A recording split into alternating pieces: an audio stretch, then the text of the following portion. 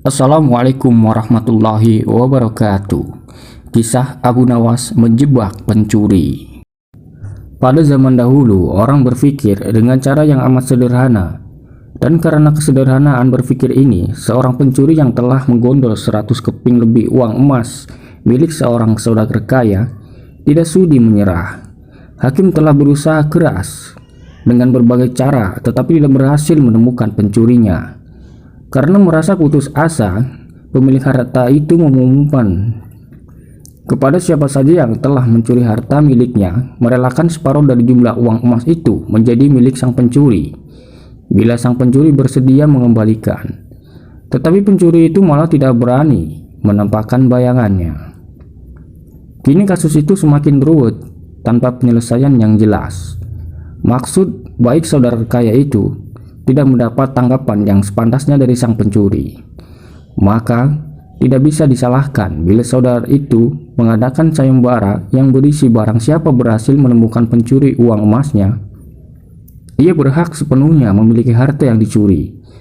Tidak sedikit orang yang mencoba, tetapi semuanya kandas, sehingga pencuri itu bertambah merasa aman, tentram, karena ia yakin jati dirinya tak akan terjangkau. Yang lebih menjengkelkan adalah ia juga berpura-pura mengikuti sayembara.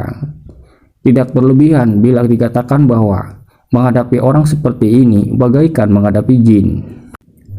Mereka tahu kita, sedangkan kita tidak, seorang penduduk berkata kepada hakim setempat. Mengapa Tuan Hakim tidak minta bantuan Abu Nawas saja? Bukankah Abu Nawas sedang tidak ada di tempat? Kata hakim itu balik bertanya. Kemana dia? Tanya orang itu. Ke Damaskus, jawab hakim. Untuk keperluan apa? Orang itu ingin tahu. Memenuhi undangan pangeran negeri itu, kata hakim. Kapan dia datang? Tanya orang itu lagi. Mungkin 2 hari lagi, jawab hakim.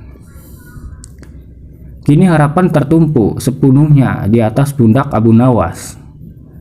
Pencuri yang selama ini merasa aman, sekarang menjadi resah dan tertekan. Ia merencanakan meninggalkan kampung halaman dengan membawa serta uang emas yang berhasil dicuri. Tetapi ia membatalkan niat karena dengan menyingkir keluar daerah berarti sama halnya dengan membuka topeng dirinya sendiri. Ia lalu bertekad tetap tinggal apapun yang akan terjadi. Abu Nawas telah kembali ke Baghdad karena tugasnya telah selesai. Abu Nawas menerima tawaran mengikuti sayembara menemukan pencuri uang emas. Hati pencuri uang emas itu tambah berdebar, tak karuan mendengar Abu Nawas menyiapkan siasat. Keesokan harinya, semua penduduk dusun diharuskan berkumpul di depan gedung pengadilan. Abu Nawas hadir dengan membawa tongkat dalam jumlah besar. Tongkat-tongkat itu mempunyai ukuran yang sama panjang. Tanpa berkata-kata, Abu Nawas membagi-bagikan tongkat-tongkat yang dibawanya dari rumah. Setelah masing-masing mendapat 1 tongkat, Abu Nawas berpidato.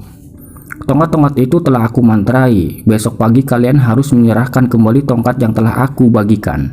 Jangan khawatir, tongkat yang dipegang oleh pencuri selama ini menyembunyikan diri akan bertambah panjang 1 jari telunjuk. Sekarang pulanglah kalian. Orang-orang yang merasa tidak mencuri tentu tidak mempunyai pikiran apa-apa.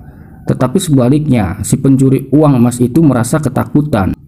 Ia tidak bisa memejamkan mata walaupun malam semakin larut, berpikir keras. Kemudian ia memutuskan memotong tongkatnya sepanjang 1 jari telunjuk. Dengan begitu, tongkatnya akan tetap kelihatan seperti ukuran semula. Pada hari orang mulai berkumpul di depan gedung pengadilan, pencuri itu merasa tenang karena ia yakin tongkatnya tidak akan bisa diketahui karena ia telah memotongnya sepanjang 1 jari telunjuk. Bukankah tongkat si pencuri akan bertambah panjang 1 jari telunjuk? Ia memuji kecerdikan diri sendiri karena ia tertanya akan bisa mengelabui Abu Nawas. Antrian panjang mulai terbentuk. Abu Nawas memeriksa tongkat-tongkat yang dibagikan kemarin. Pada giliran si pencuri tiba, Abu Nawas segera mengetahui karena tongkat yang dibawanya bertambah pendek 1 hari telunjuk. Abu Nawas tahu pencuri itu pasti melakukan pemotongan pada tongkatnya karena ia takut tongkatnya bertambah panjang. Pencuri itu diadili dan dihukum sesuai dengan kesalahannya. 100 keping lebih uang emas kini berpindah ke tangan Abu Nawas.